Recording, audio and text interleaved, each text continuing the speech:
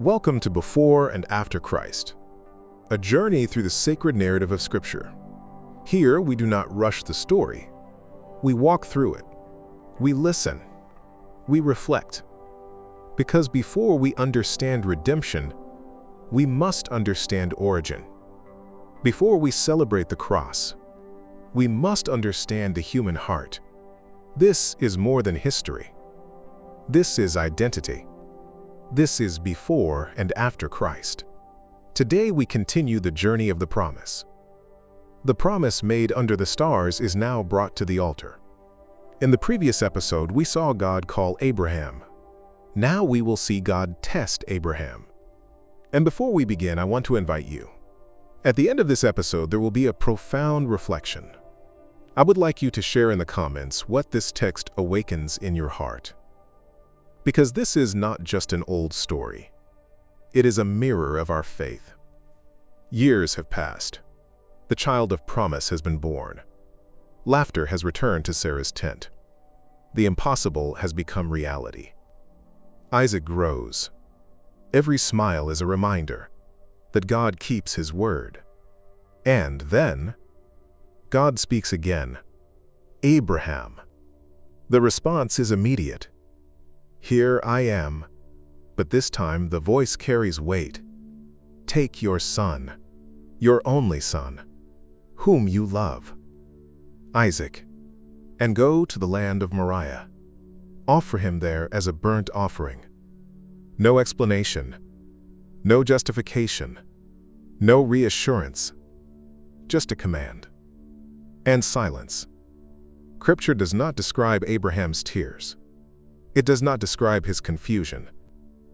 It simply says, early the next morning he rose. Obedience did not wait for understanding. 3 days. 3 long days of walking. Every step echoing with the question, why? 3 days of silence from heaven. 3 days carrying wood for the altar of his own son.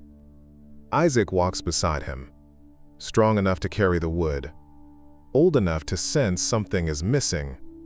And then comes the question, Father? Yes, my son.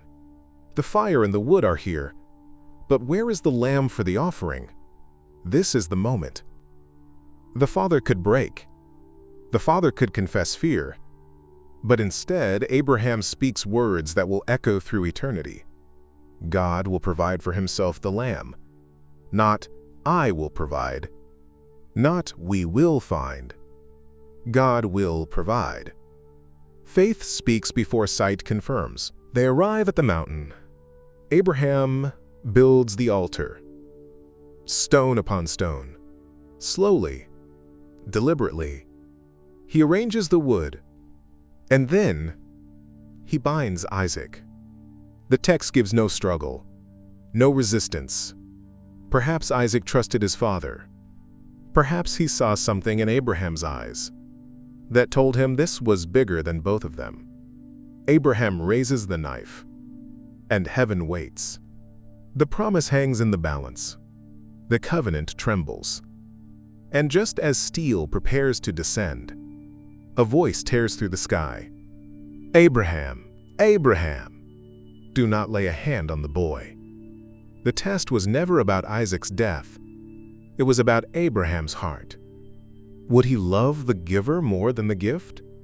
Then Abraham sees it. A ram, caught by its horns in a thicket. Provision. Substitution. Mercy. Isaac is released. The ram takes his place. And Abraham names the place. The Lord will provide. On that same mountain region, centuries later, another father would offer his son. But this time, no angel would intervene. No ram would appear, because the Son himself would be the lamb. Genesis chapter 22 is not only a test. It is prophecy wrapped in pain. This passage confronts us. It challenges our definition of faith. Faith is not comfort. Faith is not clarity. Faith is surrender. Abraham did not understand the command. but he trusted the character of the one who gave it. Sometimes, God tests not to destroy us, but to reveal what truly sits on the throne of our hearts. Is the promise greater than the promiser? Is the blessing greater than the blesser? Now let me ask you something personal. What is your Isaac? What blessing have you received that slowly became untouchable? What gift have you protected so fiercely that surrender feels impossible? God did not ultimately take Isaac from Abraham, but Abraham was willing, and willingness changed everything. Perhaps true faith is not about losing. Perhaps it is about trusting that even if we lose, God remains faithful. Take a moment, reflect, and if this message spoke to you, write in the comments. What does it mean in your life to trust God when the promise seems at risk? In the next episode, the promise continues through struggle, through deception, through transformation, because the God who tests is also the God who sustains. This is Before and After Christ.